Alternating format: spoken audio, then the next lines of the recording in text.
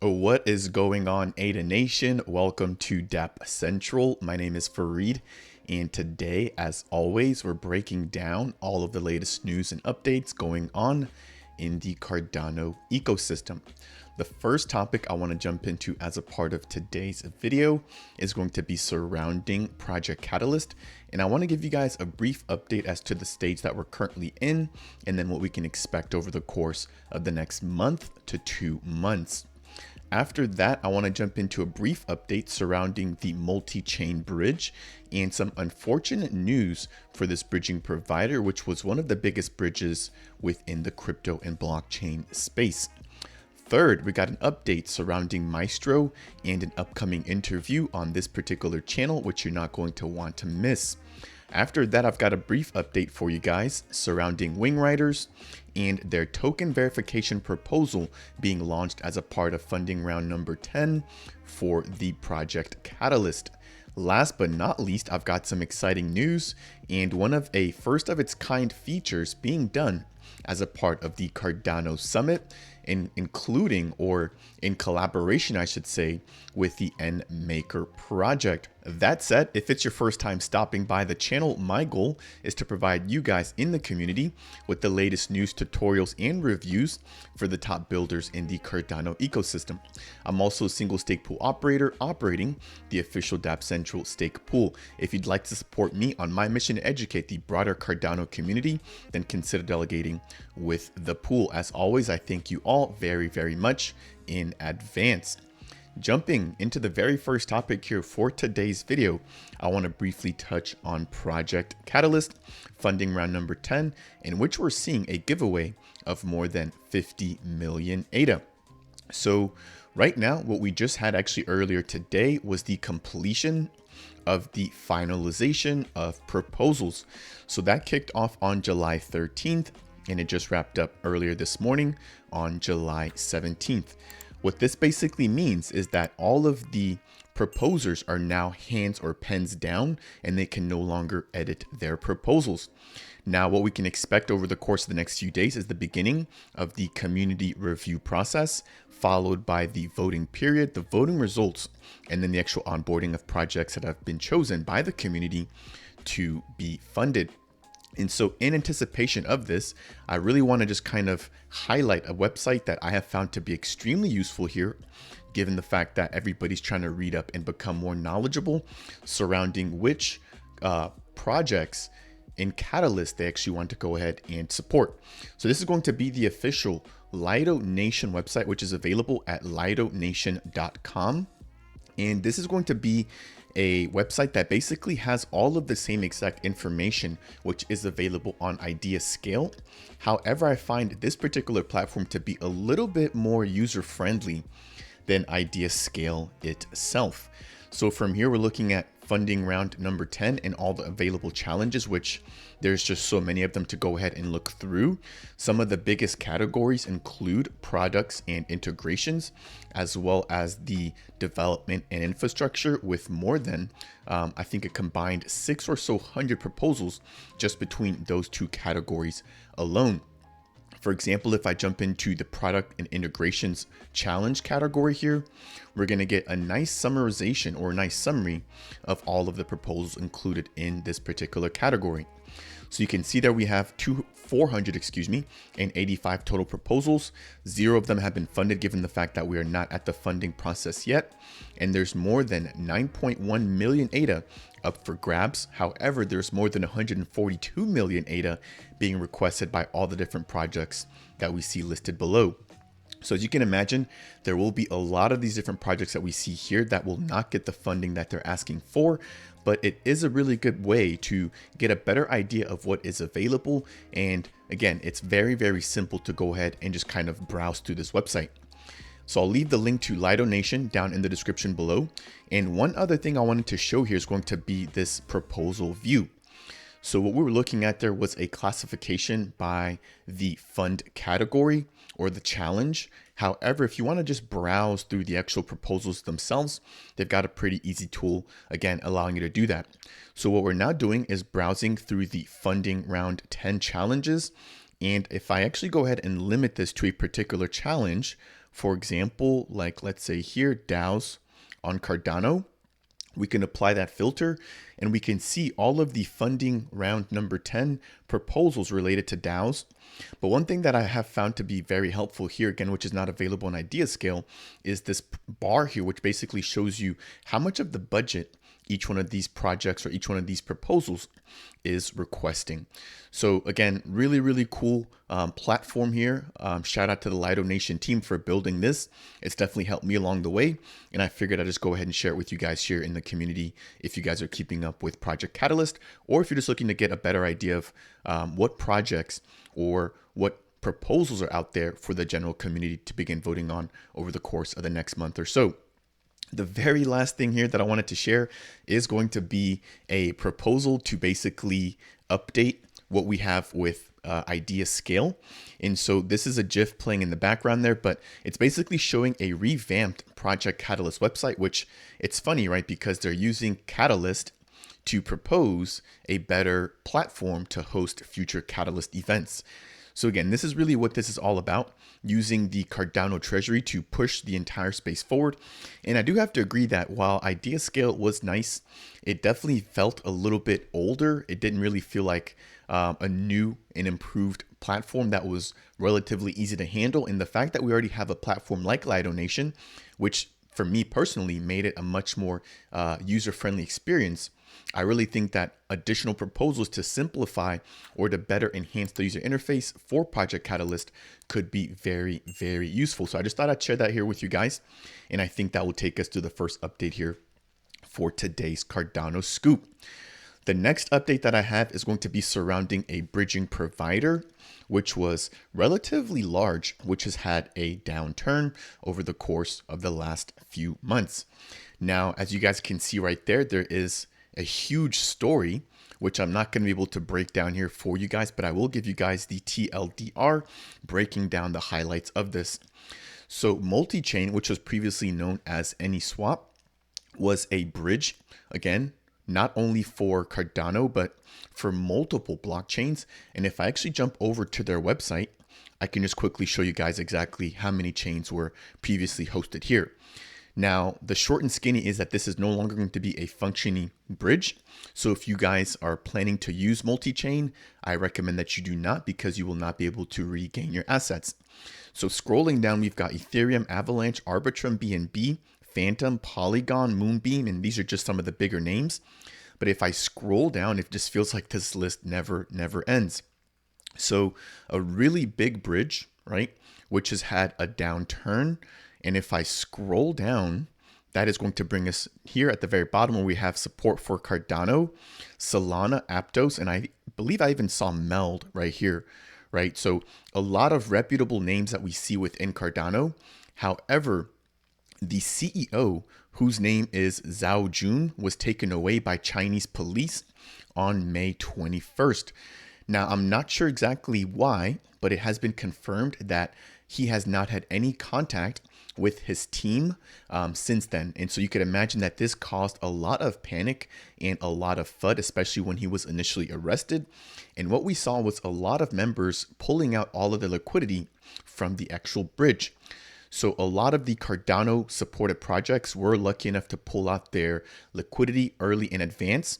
And since then, they realized that Zhao Jun was the only member who actually had access to the liquidity pools, or to the servers hosting the liquidity pools for the multi-chain bridge. So this really kind of showed a huge weak spot or a weak point in the fact that they had a centralized party or a centralized person basically controlling all of the assets on the bridge. So again, I think that when we talk about decentralization, we can't just throw it out as a buzzword. It really has to be something that we abide by, and we need some kind of check and balance system to make sure that things like this never happen again. As you can imagine, a lot of people will be impacted negatively by the fact that they will not be able to pull out their liquidity. And it's going to leave a really big stain on multiple blockchains, given the fact that they had so much connections between a lot of them. Now, to follow up on the story here, and again, I'm going to keep this very brief, his sister did end up recovering some of the seed phrases associated with some of the liquidity pools and wallets holding liquidity. However, after she had actually gotten access to that, they noticed some funny movement in terms of the liquidity in the assets. And then a few days after that, she was also arrested. So not only was the CEO arrested, but the only other person that had any additional information to help them out, which was his sister, was then subsequently arrested. Again, really leaving a bad taste in plenty of people's mouths who were not able to pull out their assets. So if I jump over to the next tab here, it states here from the official Multichain website or from the Multichain Twitter, the Multichain service has currently been stopped and all bridge transactions will be stuck on the source chains. There is no confirmed resume time, and at this time, please do not use the multi-chain bridging service. This was posted on July 6th, again, from their official Twitter. So really showing a bad side of crypto and what can really happen when we don't have the proper security measures in place to ensure that no single party can cause for an entire protocol or for an entire bridging service to go down. I hopefully, you guys in the community here were not impacted by this. Hopefully you guys did not have any funds there. But if you did, it looks like those funds will be stuck on whatever source chain you had went and locked them up on. Now, who actually will have the access to this? Will it be the police that arrested Zhao Jun? That has yet to be determined, right? Does he actually potentially have those keys maybe backed up somewhere else and is looking to recover them or use them after the fact? Again, there's just no clarity on the entire situation. So if you guys are using Multichain, or if you have used it before at this time, it is unfortunate, but you should stop using that platform. Now, to close this out on a positive note, I do want to note that there has been a lot of adoption for another bridging provider, which does have different security measures in place, and that is going to be Chainport. So we've seen platforms like Cornucopias. We also saw Paribus, and I think there's actually a sneak peek of World Mobile, who might be going multi-chain, which I'll share with you guys in a separate video, that has also been adopted on Chainport, and a few others within the Cardano ecosystem. Now, Chainport uses a cold storage method, and they've also got a way to keep track of their reserves just to make sure that there's no funny business going on leveraging their platform. So while we do have one bridging provider going down, I do think that there is another reputable one which is gaining a lot more traction and a lot more adoption, and they've also now integrated support for Cardano. That is going to wrap it up there for the second story or the second topic as a part of today's Cardano Scoop. As always, if you're enjoying this video, please make sure to go ahead and tap that like button. It's one of the easiest ways to support me here on this channel, and it really helps to get this content out to other members within the growing Cardano community. Now, jumping in to the third topic here for today's video, I want to talk to you guys a little bit about Maestro and their master plan. Now, I'm going to be having Marvin Burton, from the Maestro team. He's also a member of the Genius Yield and the Genius X team on the channel to basically break down everything that the Maestro team is building. But in a nutshell, they're going to be a ISPO marketplace as well as a developer tooling platform building on Cardano. Now, in terms of their ISPO marketplace, it's pretty simple. You can head over to their ISPO marketplace, and let me actually pull that up here, and you can quickly take a look at what ISPOs are currently available on Cardano, and they provide a lot of really good stats on those ISPOs. But this is only one piece of the puzzle. So as you guys can see here, we've got the Cardano Community Charity Coin, we've got the Fluid Tokens, Noom, IMX, Cardania, CSwap, A-Starter, and NMKR ISPOs currently ongoing. If you dive into it a little bit deeper, you can see how much is totally staked, the reward conversion, the category in terms of the ISPO itself, and then you've got some stats below depicting their tokenomics as well. So really cool platform to find out and stay in tune with the ISPOs. But again, they're branching out, and what I want to do is briefly touch on some of their data tools. So what we're gonna have here is going to be their master plan, and part one of the master plan includes releasing developer tools such as an index for on-chain data, a transaction management platform, real-time on-chain notifications, node management tools, developer tooling and SDKs or software development kits, as well as ecosystem integrations, and then very lastly, enterprise-grade throughput and support. So that is going to be it there. Again, I'll be having Marvin on very, very soon to touch on and break down all of the features there that we can expect to come from Maestro. If you have any question that you would like to see me post to Marvin, or if you have any questions just generally speaking about Maestro, then make sure to go ahead and leave those down below so I can make sure to go ahead and address those during that upcoming interview. The next topic I want to jump into for today's video is going to be surrounding WingRiders. Now, I've been highlighting a few different proposals during my last few Cardano Scoop videos, and I want to continue that trend here by talking about the WingRiders DEX. If you guys are not familiar with WingRiders, they're going to be an AMM style DEX building on Cardano, supporting a lot of the top tokens. And one thing that they have noticed is that it's really, really difficult to tell which tokens are real and which tokens are not. So this proposal is going to be for a token verification alliance, allowing members who are coming into the community to know which tokens are legitimate or real versus which tokens are scams or just made up by random people in order to pull liquidity from the ecosystem.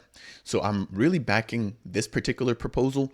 Again, I think that the better the transparency is surrounding tokens and the verification process, the easier it's going to make for people to trust and find Cardano to be credible. But again, I'm not going to be able to break all of this down, but I am going to try to see if I can provide another video touching on some of the proposals that I recommend you guys go ahead and check out. So jump over to IdeaScale. And again, if you want to do this on Light Donation, you can do that, but check out some of these proposals and let me know what you think. One thing that I do want to touch on here is going to be the fact that they are requesting for about 483,000 ADA, which converts right now to about $145,000 US for the proposal. If you want to find out more about the solution, they've got a really nice detailed breakdown here, and it states that they're aiming to address the problem, which is a lack of community-driven and transparent systems for distinguishing legitimate projects and tokens from fake ones on the Cardano ecosystem. So again, the community-driven fashion in which they're doing this, I think is going to be key here, allowing for the entire community to provide their input. And again, this is going to be for the Token Verification Alliance being released by the WingRiders DEX. One thing that I wanted to touch on here in continuation of the WingRiders update is going to be their 6 sources of rewards for their DEX. So one thing that you can do here is provide liquidity, and that's pretty standard on platforms like WingRiders, SundaeSwap, MinSwap, and MuliTchain.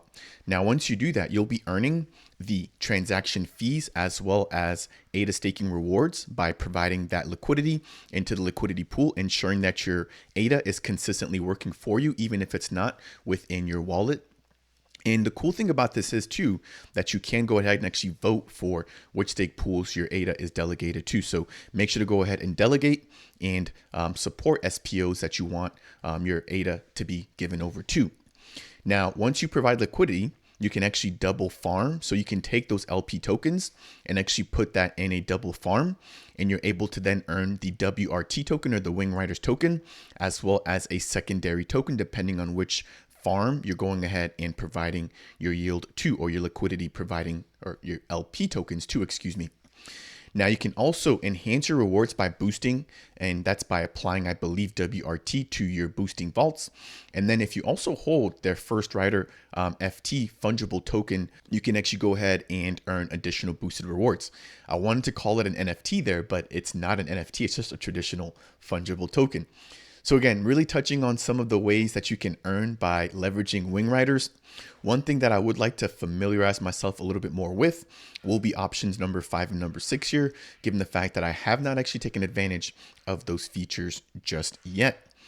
The very last thing I want to briefly touch on here is going to be a survey for the user interface and just providing feedback about the WingRiders deck. So if you head over to this particular link here, which is mentioned in their tweet, you have the ability to complete that user interface and platform survey. And once you do that, you are eligible to potentially win 300 of the WRT or 300 of the WingRiders token. That is going to wrap it up there for that particular update. The very last thing I want to touch on is going to be a interesting feature being released by the NMKR team in collaboration with Newcast and the Cardano Foundation. As you guys are probably aware, we're going to be having the Cardano Summit taking place in Dubai as a part of this year for 2023. Last year took place in Lausanne, Switzerland.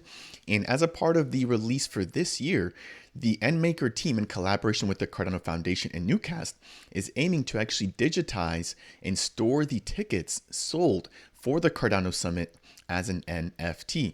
This is what it is all about. Again, really trying to use this technology in order to show its real world use cases. And it's being done by none other than a project that has really contributed greatly to the Cardano space, and that's NMKR.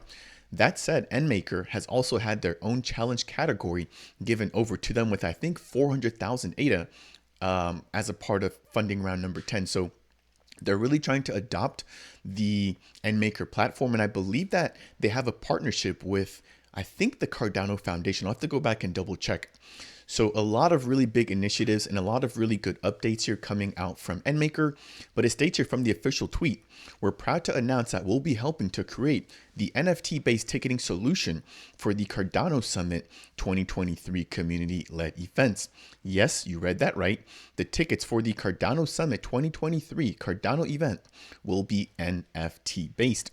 Now, I did read some of the comments there at the bottom, and it looks like there was some other application which was open source and developed last year that was used. However, the NMKR team will be opting to go with this new solution, given the fact that it fits their future plans for NFT ticketing. So I'm not sure what else they have up their sleeve, but it looks like right now they do have some plans to give, number one, real utility, but then number two, plan ahead for the future adoption of NFTs and how we can use that for gating content and potentially using them as tickets. That is going to do it here for today's Cardano Scoop video, touching on the Cardano updates, which included updates surrounding Project Catalyst.